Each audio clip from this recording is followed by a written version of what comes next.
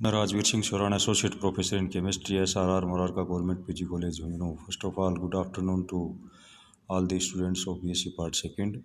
पिछले video lecture में हमने एमीन्स वाला टॉपिक स्टार्ट कर रखा था, जिसमें एमीन्स क्या हैं, इनमें समावेशिता किस प्रकार की पाई जाती है, एमीन्स के बनाने की विधियाँ इत्यादि डिस्कस किए थे। आज जो है अपन एमीन्स की प्रॉपर्टीज़ जो हैं वो डिस्कस करेंगे, यानी प्रॉपर्टीज़ ऑफ अमीन। तो पहले फिजिकल प्रॉपर्टीज़ अगर देखें तो लोअर जो अमीन्स हैं, यानी निम्नतर स्तर के जो अमीन्स हैं, प्राथमिक या द्वितीयक अमीन, ये जल में घुलनशील हैं क्योंकि ये जल के अणु के साथ हाइड्रोजन बंध बना लेते हैं। C5 या इससे अधिक कार्बन परमाणु वाले अमीन जल में कम घुलनशील हैं, वह उच्चतर अमीन्स जल में अविलय होते हैं। लोअर मेंबर्स जो हैं वो नॉर्मल टेम्परेचर पर गैसियस फॉर्म में हैं, जिनमें मछली के समान गंध यानी प्रबल अमोनिया जैसी गंध आती है, जबकि C13 से C11 तक के जो अमीन्स हैं वो लिक्विड फॉर्म में हैं। और अमीन्स की अगर बॉइलिंग पॉइंट देखें अपन तो अपने समान अणुभार वाले अल्केनों से अधिक होते हैं, क्योंकि ये इंटरमोलिकुलर हाइड्रोजन बंध द्वारा संघनित होते हैं।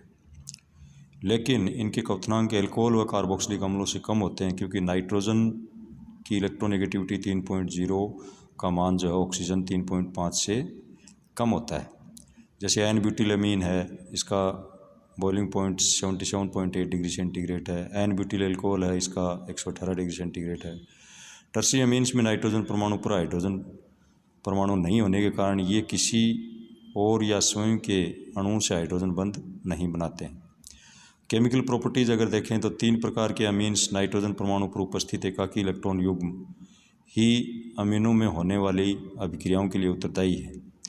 ये एकाकी इलेक्ट्रॉन युग्म अभिक्रमक द्वारा ग्रहण किया जाता है और अमीन एक नाभिक स्नेही की भांति कार्य करती है। तथापि अलग अलग प्रकार के अमीन्स में उपस्थित हाइड्रोजन परमाणु की भिन्न भिन्न संख्या में ही होने वाले कुछ केमिकल प्रॉपर्टीज़ में असमानता का कारण है। बेसिक नेचर अगर देखें तो अमीन्स की अक्षारीय प्रकृति नाइट्रोजन पर उपस्थित लोन पेयर के कारण उत्पन्न होती है। ये इलेक्ट्रॉन युग्म किसी इलेक्ट्रॉन स्नेही अभिक्रमक को दान करने के रूप में दिया जा सकता है, अर्थात उसके साथ सहभाजित या शेयर हो सकता है। इसलिए अमीन्स मिनरल एसिड्स के साथ मिलकर जल में वाटर सोल्यूबल साल्ट्स बनाते हैं। ये जल में अधिक अक्षारीय या व हाइड्रोक्साइड आयन या कोक्साइड आयन व कार्बन आयन से कम अक्षारीय होते हैं। जैसे RnH2 + H2O तो RnH3 + OH-। अगर इसकी law of mass action apply करके Kb निकालें तो ये उपरोक्त अभिक्रिया में साम्य Kb जो है वो अक्षारकता स्थिरांक यानी बेसिक कांस्टेंट होता है। अमीनों की अक्षारक प्रबलता इस बात से निर्धारित होती है कि इसमें उपस्थित एकाकी इलेक्ट्रॉन पेयर कितनी सुगमता से प्रोटॉन के साथ संयोजन करता है। प्रबल अक्षार प्रोटॉन को तेजी से ग्रहण करता है।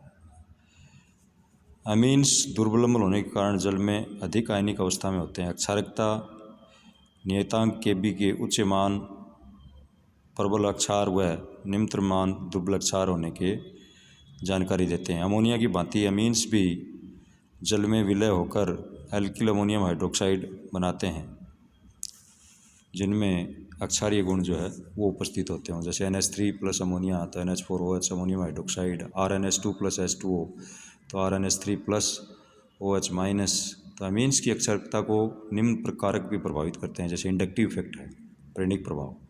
तो अमीन्स अमोनिया के ही व्युत्पन्न होते हैं, अतः ये अमोनिया की तरह ही अक्षारीय प्रकृति दर्शाते हैं तथा लेकिन इनकी बेसिक स्ट्रेंथ जो अमोनिया की तुलना में अधिक होती है। कारण क्या है कि इसमें एल्किल्स अमीन में उपस्थित एल्किल समूह के +I प्रभाव के द्वारा लोन पेयर की अवेलेबिलिटी है, यानी उपलब्धता जो है वो हो जाती है और ये प्रोटॉन को शीघ्रता से स्वीकार कर लेते हैं। जैसे टर्शरी अमीन है R3N, इसके ऊपर +I इफेक्ट ज़्यादा है इन पर comparison to secondary amine R2NH, उसका ज़्यादा है RnH2 और सबसे कम अमोनिया का है। लेकिन वास्तव में इनकी अक्षारकता का क्रम ये है कि सेकेंडरी अमीन जो है वो is more stronger than primary, primary is more stronger than tertiary. तो इसका कारण क्या है कि इसमें स्टेरिक इफेक्ट जो है वो काम करता है, यानी स्टेरिक इफेक्ट जो है उसका इसके अंदर इन्वॉल्वमेंट है। तृतीयक अमीन में जैसे तीनों अल्कील समूहों पर एक लोन पेयर को चारों ओर से घेर लेते हैं, जिससे प्रोटॉन के संपर्क में नहीं आ पाता है। यद्यपि इन पर इलेक्ट्रॉन घनत्व बढ़ जाता है, जैसे कि इस रिएक्शंस के अंदर ऑर्डर दिखाया है। तो इस प्रकार से अमीन्स की जो है ये टर्शरी अमीनों की असामान्य अक्षारकता का एक अन्य कारक से भी स्पष्टीकरण कर सकते हैं अपन। इसमें मेन कारक वही है, सोल्वेशन इफेक्ट है, साल्ट फॉर्मेशन है। प्राथमिक अमीन के अंदर जैसे जल के साथ हाइड्रोजन बंध दिखाया है, फिर सेकेंडरी अमीन में दिखाया है, ऐसे ही टर्शरी अमीन तो साल्ट फॉर्मेशन भी हो जाती है। जैसे RnH2 प्लस HCl से रिएक्शन कराएं तो एल्किल अमोनियम क्लोराइड जो वो बनता है। Alkyl ammonium chloride hydroxide ion से क्रिया करके RnH2 प्लस जल निकाल देता है। अमीन्स कुछ संकुल धातु अम्ल यानी कॉम्प्लेक्स मेटल आयंस जैसे क्लोरोप्लेटिनिक एसिड है या क्लोरोओरिक एसिड है के साथ क्रिया करके लवण बनाते हैं, लेकिन इनमें क्लोरोप्लेटिनस उपयोगी यौगिक है जो जलाने पर अवशेष के रूप में केवल प्लेटिनम छोड़ देते हैं। इस अभिक्रिया के कारण यह अभिक्रिया अमीन के अणु भार के निर्धारण में भी उपयोग में ली जाती है। जैसे RnH2 है प्लस क्लोरोप्लेटिनिक एसिड तो RnH3 प्लस और PTCl6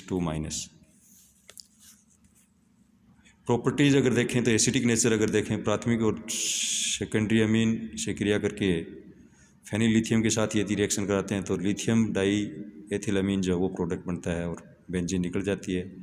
अमीनों का अल्किलीकरण करते हैं, अमीन लिया RX से रिएक्शन कराई तो R2NH की फर्दर RX से कराएंगे तो R3N और R3N की HX या RX के साथ क्रिया कराएंगे तो क्वाटरनी अमोनियम साल्ट यानी ट्राई एल्किल अमोनियम हेलाइड जो है वो साल्ट लवण बनता है। ऐसे ही एसिलीकरण कर सकते हैं अपन RnH2 प्लस R-COCl तो RnHCO R- यानी N सब्स्टिट्यूटेड अमाइड जो वो बन सकते हैं।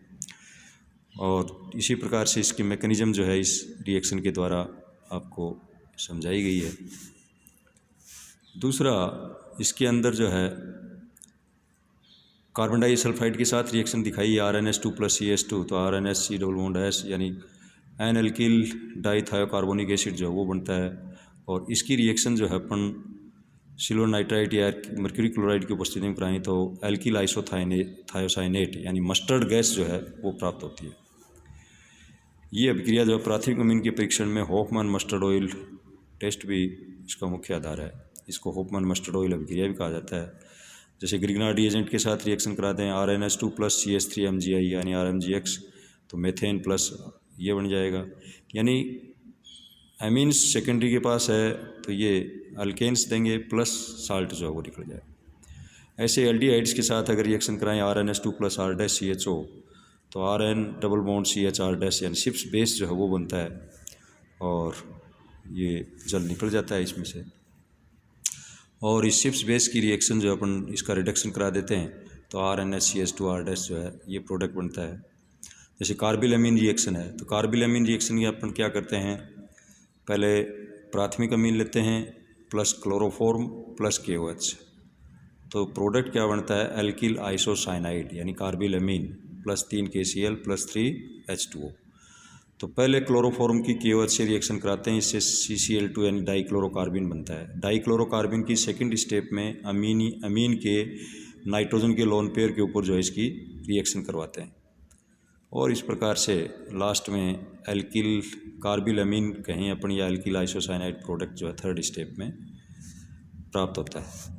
नाइट्रस अम्ल के साथ रिएक्शन करा दें, कोई भी प्राइमरी सेकेंडरी या टर्शियरी अमीन की क्रिया अगर नाइट्रस अम्ल के साथ करवाई जाती है तो विभिन्न प्रकार के अमीन्स जो हैं भिन्न भिन्न प्रकार की क्रियाएं दर्शाते हैं। नाइट्रस अम्ल के अस्थायी होने के कारण इसे सोडियम नाइट्राइट या HCl की 0 डिग्री ताप पर क्रिया करवा करके अभिक्रिया के दौरान ही बनाया जाता है। इसको अपन इसकी रिएक्शन जो है नाइट्रस अम्ल की HNO2 की रिएक्शन जो है प्राथमिक अमीन के साथ कराते हैं तो इसमें NH2 ग्रुप जो है OH में परिवर्तित हो जाता है। जैसे प्रोपेन अमीन लिया, नाइट्रस अम्ल से रिएक्शन कराई तो पहले 1 प्रोपेनॉल प्लस 2 प्रोपेनॉल और या प्रोपेन भी कुछ मात्रा के अंदर बन सकता है। तो ये जो उत्पाद हैं उसको निम्न प्रकार से अपन समझ सकते हैं। जैसे प्रोपेन अमीन लिया HNO2 के साथ रिएक्शन कराई तो पहले प्रोपिल डाइजोनियम साल्ट जो है वो बनता है, फिर उसके बाद ये प्रोपिनियम कटायन जो है वो बनता है, नाइट्रोजन और Cl निकल जाती है। इसमें से अगर प्रोटॉन निकाल देते हैं अपन तो 1,2 डाईहाइड्रेट स्थानांतरण के द्वारा जो अपन प्रोपीन्स जो है वो प्राप्त होती है, जैसा कि निम्न चार्ट के द्वारा अपन को समझाया गया है। अब इसके अंदर जो है सेकेंडरी अमीन के साथ रिएक्शन कराएं इसकी, तो द्वितीयक अमीन के साथ यदि रिएक्शन कराएंगे तो ये नाइट्रस अम्ल के साथ धीरे धीरे क्रिया करते हैं और येलो कलर का ऑयली लिक्विड जो है वो एन नाइट्रोसो अमीन बनाते हैं, जो कि उदासीन, स्थायी तथा पानी में इनसोल्यूबल होता है। जब नाइट्रोसो अमीन को फिनॉल के क्रिस्टल व कुछ H2SO4 के साथ गर्म करवाते हैं तो ग्रीनिश ब्लू कलर का विलयन जो वो प्राप्त होता है। जब इसमें जल डालते हैं तो नीले रंग या लाल रंग में परिवर्तित हो जाता है, जो सोडियम हाइड्रोक्साइड डालने पर पुनः नीले रंग में परिवर्तित हो जाता है। इस अभिक्रिया को लिबरमान्स नाइट्रोसो अभिक्रिया कहा जाता है। इसका उपयोग जो है द्वितीयक अमीन का परीक्षण करने में किया जाता है। जैसे R2NH लिया अपन ने सेकेंडरी अमीन प्लस HNO2, तो नाइट्रोसो अमीन प्लस H2O वो इसमें बनता है। जैसा इस मैकेनिज्म में देखें अपन, तो नाइट्रस अम्ल लिया, प्रोटॉन के साथ योग करवाया तो OH2 प्लस प्रोटॉन जो है ये बन गया, नाइट्रोसोनियम आयन आ गया, H2O निकल गया। और नाइट्रोसोनियम आयन की रिएक्शन जो है अपन सेकेंडरी अमीन से कराएंगे तो नाइट्रोसो अमीन जो है वो प्रोडक्ट बनेगा। ऐसे ही अगर टर्सरी अमीन के साथ नाइट्रस अम्ल की रिएक्शन कराएंगे तो ये साल्ट जो है इसके साथ बनता है और ये नाइट्रोसो अमीन प्लस एल्कोहल जो है वो निकल जाता है। तो इस प्रकार से ये अमीन्स की एक तरह से बनाने की अमीन्स की रिएक्शन जो है नाइट्रस अम्ल के साथ, यानी प्राथमिक अमीन, द्वितीयक अमीन या तृतीयक अमीन जो है भिन्न भिन्न प्रकार के उत्पाद जो हैं वो देते हैं। हेलोजनीकरण अगर करें अपन तो जब प्राथमिक अमीन या द्वितीयक अमीन की क्रिया हाइपोक्लोरस एसिड या तृतीयक ब्यूटिल हाइपोक्लोराइड के साथ किसी अक्षार की उपस्थिति में करवाई जाती है तो प्रतिस्थापन अभिक्रिया द्वारा हेलो अमीन बनते हैं। जैसे RnH2 प्लस क्लोरीन लिया तो RnHCl plus Cl2 RnCl2 product आ गया R2NCl। तो कुल मिलाकर के अपन ने आज जो है अमीन्स की फिजिकल प्रॉपर्टीज़ और केमिकल प्रॉपर्टीज़ को अपन ने डिस्कस किया है। और आगे जो वीडियो लेक्चर है उसमें अपन एरोमेटिक अमीन्स जो है वो डिस्कस करेंगे। एरोमेटिक अमीन्स क्या हैं, उनके बनाने की विधियां क्या हैं, उनका नामकरण क्या है। तो इस प्रकार से ये आज का टॉपिक जो है पूरा हो गया अपना, कि इसमें अमीन्स की फिजिकल प्रॉपर्टीज़, केमिकल प्रॉपर्टीज़ को अपन ने डिस्कस कर लिया। Thank you.